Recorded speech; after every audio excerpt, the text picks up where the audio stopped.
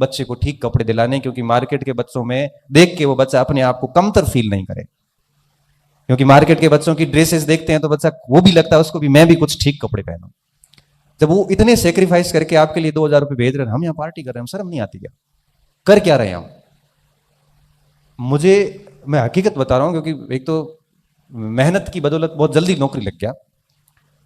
बाकी जब भी थोड़ा सा भी बेरोजगारी का दौर रहा और घर से जब भी पैसे आए, मस्तिष्क में प्रश्न हमेशा आता था कि इसकी वैल्यू हम कभी चुका ही नहीं पाएंगे। बस इसकी वैल्यू यही है कि जो उन्होंने उम्मीद की है हम उस अनुसार पढ़े। आप सोचो कि मैं अहमदाबाद के अंदर हॉस्पिटल में एडमिट, राजस्थान अस्पताल के अंदर, मेरे वही कोलाइटिस की प्रॉब्लम, और मैं सोता सोता यहाँ से मेरे को कहा था कि भाई एडमिट करेंगे, तो मैं साथ में 4-5 किताबें ले गया। और वहां जाके जब अस्पताल में एडमिट किया तो एक हाथ में ये लगी हुई नली और मैं पढ़ा ही आराम से किताबें देख रहा हूँ। मैंने कहा क्योंकि बीमारी तो जाएगी नहीं, ये तो बात है, इसको तो स्वीकार करना ही पड़ेगा। पढ़ाई छोड़ दी तो ये करियर भी खत्म, क्योंकि यही एक ऑप्शन है कि जिसकी बदौलत हम अपने आप को वापस स्थापित कर सकते हैं, बाकी कोई ऑप्शन ही नहीं है। तो परिस्थिति हम, क्योंकि देखो हम रोज ऐसे कई जगह देखो, छोटी सी समस्या आती है तो बच्चे मैसेज करते हैं मुझे, सर मेरे ये दिक्कत है। वो जीते जी तो आएगी, मर जाएंगे ना उसके बाद अग्नि का एहसास भी नहीं होता। अगर आप जिंदा हैं ना तो दिक्कतें आएगी, किसी के फैमिली इश्यूज होंगे, किसी के आर्थिक इश्यूज होंगे, किसी के शारीरिक होंगे, हर प्रकार के इश्यूज आते हैं। लेकिन मैं ये मानता हूं कि अंदर अंदर धुन होती है ना एक, अगर वो धुन है तो मुझे लगता है कि वो समस्या आपको बहुत अधिक रोक नहीं सकती। और वो जुनून, वो पागलपन चाहिए होता है पढ़ाई में। मुझे ठीक से याद है कि मैं आरबीआई छोड़ के और घर आया वापस, मुझे सेकंड ग्रेड की वैकेंसी आई, मेरा शरीर सपोर्ट नहीं कर रहा था, बिल्कुल भी नहीं कर रहा था। स्थिति ये थी कि मुझे 20-20 बार डेली दिन में टॉयलेट जाना होता था, कहीं बाहर नहीं जा सकता, सो नहीं सकता, ठीक से चल नहीं सकता। मैंने कहा इससे अच्छा है तो शिक्षक बन जाता हूँ, घर पे नौकरी कर लूंगा। तो ये इन स्थितियों से जब मैं घर आता हूँ वापस, तो मैं कुछ बड़ी महत्वपूर्ण बात कर रहा था, मैं शायद चूक गया वहां से, याद ही नहीं आ रही आपको देख के कोई बड़ी कोई अच्छी शिक्षा थी, लेकिन कोई नहीं, छोड़ो। तो कहने का मेरा सेंस ये था कि चीजें जो होती हैं वो बहुत आप कर सकते हैं, ऐसी कोई कठिनाई होती नहीं जो हमें लक्ष्य से दूर कर सके। पागलपन होना बहुत जरूरी है। तो मैं कह रहा था कि मैं जब वापस घर आया ना, तो मैं जैसे ही पढ़ने बैठता तो मेरी पढ़ाई किताबें, और मैं फोन को तो आज भी जब पढ़ता हूं तो ये ऐसे साइलेंट करके उल्टा रखता हूं, आज भी उल्टा रखता हूं। कई बार बच्चे कहते सर रेस्पॉन्स नहीं दिया, मैं देता ही नहीं हूं। क्यों? क्योंकि पढ़ाई के समय ये चीज होनी नहीं चाहिए, साइलेंट करके और मैं मेरे पढ़ने बैठ जाता। पढ़ते पढ़ते पढ़ते मुझे ये याद नहीं रहता कि पढ़ रहा था, मम्मी आती की चाय पी ले या नाश्ता कर ले, 10 बज गई है, चाय नाश्ता किया फिर पढ़ने बैठ गए। स्नान कब किया पता नहीं, 3 बजे 4 बजे कुछ याद नहीं। ये सेविंग कब की है कितने दिन से वो पता नहीं, कई बार स्नान नहीं भी होता था। मतलब इसे पागलपन सा कहते हैं। और ये पागलपन किसी व्यक्ति में अगर 6 महीने 1 साल सवार हो जाए ना, तो बाकी सब बातें झूठ हो जाती है कि सीट कम है या फिर ये सब चीजें हैं, वो कुछ भी नहीं है। मैं ये कहता हूं कि आपके अंदर पढ़ाई का वो पागलपन होना बहुत जरूरी है। वो रोक कब आता है? जब आप शांति से पढ़ाई करते हैं, दिखावा नहीं करते। ये चीजें चलती है। एक बात मैं हमेशा नोटिस करता हूं कि हम पढ़ाई करते हैं, 2 दिन करते हैं, 4 दिन करते हैं, उसके बाद वापस पढ़ाई छोड़ देते हैं, नियमितता बिल्कुल नहीं रह पाती। और फिर कहते हैं सर मेरा पढ़ाई में मन नहीं लग रहा है। अरे पढ़ाई में मन कैसे लगेगा जब आप एक टारगेट लेके कंटिन्यू कर ही नहीं रहे? एक दिन आप फर्स्ट ग्रेड की कर रहे हैं, एक दिन आप सेकंड ग्रेड पे लग रहे हैं। किसी ने कुछ कह दिया, लाइब्रेरी में गए थे और लाइब्रेरी में किसी ने कह दिया कि फर्स्ट ग्रेड की सीट ही नहीं है। अरे 4 बार कोर्स किया हुआ, कल एक मैसेज आता है सर 4 बार कोर्स किया हुआ है, अब सोच रहा हूँ कि L1 की कर लूँ। 4 बार किसका किया बेटा? मैंने तो क्या सर मैंने इतिहास 4 बार पढ़ लिए, टेस्ट सीरीज में नंबर भी अच्छे आ रहे हैं, तो अब सोच रहा हूँ L1 की कर लूँ क्योंकि उसमें पोस्ट नहीं आई। तो फिर सिलेक्शन किसका होता है आखिर? पोस्ट तो बढ़ भी जाएगी। ये चीजें क्यों होती है? ये चीजें सिर्फ इसलिए होती है कि हमारी नियमितता होती नहीं है। हम यहाँ पे लाइब्रेरी में गए, लाइब्रेरी में जाने के बाद किसी के पास में नई किताबें 4 देख ली, हमारा मूड खराब हो गया कि वो ये पढ़ रहा है, मेरे पास तो अलग किताबें हैं, उसके पास तो उसके नोट्स है, मेरे पास तो ये नोट्स है, मेरे नोट्स में तो वो शब्द लिखा हुआ ही नहीं है, इसके नोट्स में तो पढ़ा है। इन चीजों में मत उलझिए। मैं कहता हूं कि सामग्री लिमिटेड रखिए पास में, और सामग्री सिलेक्शन के लिए इतना अधिक जिम्मेदार होती नहीं है। सिलेक्शन के लिए जिम्मेदार चीजें जो होती है उसे हम कहते हैं कि आप उस सामग्री को पढ़ते कैसे हैं। आप एक ही किताब आप मुझे दे दो और एक ही किताब आप ले लो, दोनों उन किताब को पढ़ते हैं, और उसके बाद आप देखना कि दोनों के जब मार्क्स आएंगे तो आपको क्या लगता है दोनों के नंबर सेम आएंगे? नहीं आएंगे। क्यों? क्योंकि उसको पढ़ने का जो हमारा तरीका है वो दोनों का ही अलग अलग है। इसलिए कहते हैं कि ये लाइब्रेरी में वगैरह में जाओ तो अकेले तैयारी करो, ये फालतू डिस्कशन मत करो किसी से। ये सबसे बड़ी समस्या आजकल के स्टूडेंट में देखने को मिलती है। थोड़ा धैर्य रखिए, सब्र रखिए, तभी जाके चीजें होती है। आपको अचानक से चाहिए होता है, और आपको पता है प्रगति तो हमेशा धीरे धीरे होती है। जल्दी तो क्या होता है? पतन। जल्दी हमेशा पतन होता है, प्रगति हमेशा धीरे धीरे होती है। एक दो लाइन आती है कि कह रहा है सौर ए दरिया को समुद्र का सुकून। शब्द है कि कह रहा है शौर ए दरिया को समुद्र का सुकून, कि जिसमें जितना ज़र्फ है वो उतना ही खामोश है।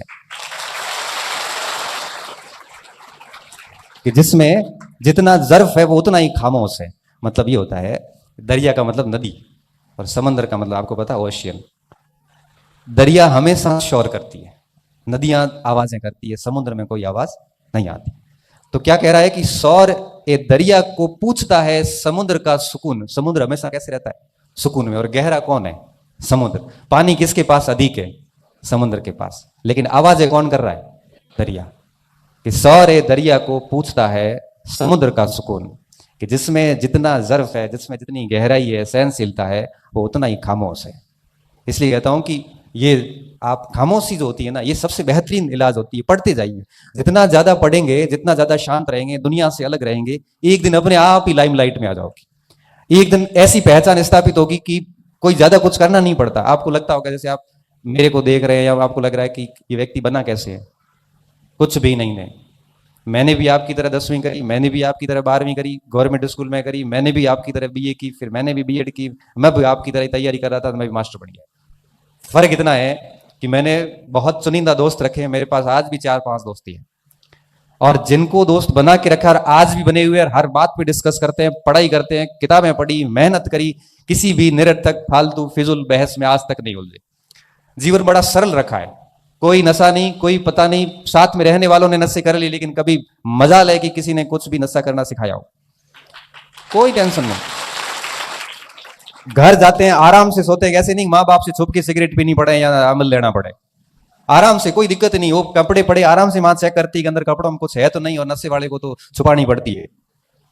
कोई चिंता नहीं। जो बताया हमेशा मुंह पे बोला हुआ, याद नहीं रखना पड़ता कि कहां पे क्या बोला है, क्योंकि झूठ नहीं बोलते, जैसा है वैसा बोल देता है। इसलिए कहते हैं कि जीवन को इतना सरल रखिए कि उसमें बनावटीपन आना ही नहीं चाहिए। मुझे कई बार कहते हैं सर आप बड़े मंच पे जाते हो तो ऐसा किया, अगर मैंने कहा कुछ नहीं करना भाई, जैसा मैं इस शूज में कंफर्टेबल हूं तो यही पहन के जाऊंगा, मुझे ये ठीक लग रहा है तो ये पहन के चला जाऊंगा, मुझे कोई मतलब नहीं है कि सामने वाला क्या सोचता है। बड़ा सरल सा जीवन है। कॉलेज में जाता हूं, बच्चों से बहुत ही क्लोज होकर बात करता हूं कि क्या दिक्कत क्या है। कोई ऐसा बनावटीपन मैं नहीं लाया, और मैं हमेशा इसलिए आपको भी कहता हूं कि बड़ा सरल जीवन रखिए अपना। क्योंकि देखो हर प्रकार के लोग आपको जीवन में मिलेंगे। आप जैसा जैसा जहां जहां जाओगे ना, आपको अलग हर टाइप के लोग मिलते हैं। या सूरतगढ़ आके भी बाड़मेर के एक बच्चे का मुझे बाद में पता चलता है कि वो यहाँ आके स्मगलिंग करना शुरू कर गया। स्मगलिंग मतलब ये नशे पत्ते करना और उसका व्यापार करना शुरू कर गया। आया पढ़ने था। एक बच्चे के बारे में मुझे जब उसके बड़े भाई ने बताया कि सर इसको समझाओ, मैंने कहा समझा दूंगा, ले आओ। मैंने सोचा कि उसको पढ़ाई समझ में नहीं आ रही है, या मैंने सोचा कि कोई मोबाइल्स में आजकल गेम आते हैं, ऐसा कुछ खेल रहा है तो समझा देंगे। तो वो ले आया उसको। तो मेरे को कहा संडे को आना, अपन फुर्सत में उस बच्चे को समझा देंगे तो पढ़ लेगा। मैंने सोचा कंफ्यूज है कि किसकी तैयारी करूं। तो आए वो 3-4 बजे शाम को आए, दोपहर में आए। मैंने कहा बता क्या हो? तो सर ये बेचता है वो उड़िया उड़िया। मैंने आपको कह रहे क्या, कहां से? तो सूरतगढ़ गया था और उसके बाद रास्ता भटक गया है और बुरी तरह से बिछड़ा हुआ है। मुझे सच में पहली बार पता चला कि यहां आने के बाद कुछ बच्चे ये भी करते हैं। इसलिए मुझे लगता है कि आप यहां सब घर बार छोड़ के यहां बैठे हैं तो मन में सोच के आए कि 1 या 2 साल में कहानी खत्म करके घर जाएंगे। कहानी खत्म ढंग से करनी है। कहानी खत्म का मतलब ये नहीं है कि बहुत दर्दनाक अंत हो उसका। कहानी ऐसी होनी चाहिए कि वापस जाने के बाद में साथी आपके कहें कि यार ये तो बहुत सामान्य व्यक्ति था और बहुत अच्छी जगह चला गया। और फिर रास्ते अपने आप। मैं आपको बताऊं, कोई भी व्यक्ति सोच के नहीं निकलता कि मैं आईएएस बनूंगा। मैंने मेरे जीवन में नहीं सोचा था कि मुझे इस प्रकार का मंच मिलेगा और मैं ऐसे मंच पे आके बोलूं। मैं बड़ा शर्मीले नेचर का व्यक्ति था। 12वीं तक तो ये हालात थे कि सर मुझे प्रार्थना के लिए भी आगे बुलाते थे, तब भी मेरा हाथ ऐसे करता था। मैंने कभी नहीं सोचा था कि ऐसा की चीजें होगी। मैंने इतना जरूर सोचा था कि सिविल सर्विसेज की प्रिपरेशन करूंगा या सेना में चला जाऊंगा, लेकिन वो दोनों चीजें स्वास्थ्य के साथ चली गई। मस्तिष्क में नहीं था कि इस हायर एजुकेशन में आएंगे और आप बच्चे मुझे सुनेंगे। सब डेस्टिनी ने तय कर रखा है आप कहां जाने वाले। बस बात यह है कि सब्र के साथ में तैयारी होते रहना बहुत जरूरी है। बस मेहनत करते जाओ। आप कहां पहुंचने वाले हो ये आपको नहीं पता। चार पंक्तियां आती है, सुरेंद्र जी बोलते हैं तो मैं भी थोड़ी बोल लेता हूं कि ख्वाब जहां पलते हैं, ख्वाब तो आप समझते हो कि ख्वाब जहां पलते हैं मेरे, खबर वहां तक रखता हूं। ख्वाब जहां तक पलते हैं मेरे, खबर वहां तक रखता हूं। जमीन पर पांव है मेरे और नजर आसमान तक रखता हूं। जमीन पर पांव, क्योंकि डाउन टू अर्थ होना व्यक्ति को बहुत ज्यादा जरूरी है। और नजर आसमान पर रखता हूं और मंजिल से भी वादा कर रखा है मैंने मिलने का। मंजिल से भी वादा कर रखा है मैंने मिलने का। और अब देखना यह होगा कि सब्र कहां तक रखता हूं, कि सब्र कहां तक रखता हूं, क्योंकि ये बहुत जरूरी होता है। 2 महीने में कई बार आपको रिजल्ट चाहिए होता है। मैं कई बार मेरे पास मैसेज आते, सर आपका कोर्स लिया है और 6 महीने में हो जाएगा क्या? 6 महीने में बेटा वैलिडिटी पूरी होगी और तो कुछ नहीं होगा। 6 महीने में कोर्स नहीं होता। क्यों? क्योंकि आप किताब से पढ़ो, चाहे आप कोर्स से पढ़ो, चाहे आप गाइड से पढ़ो, एक विषय अपना समय लेता है।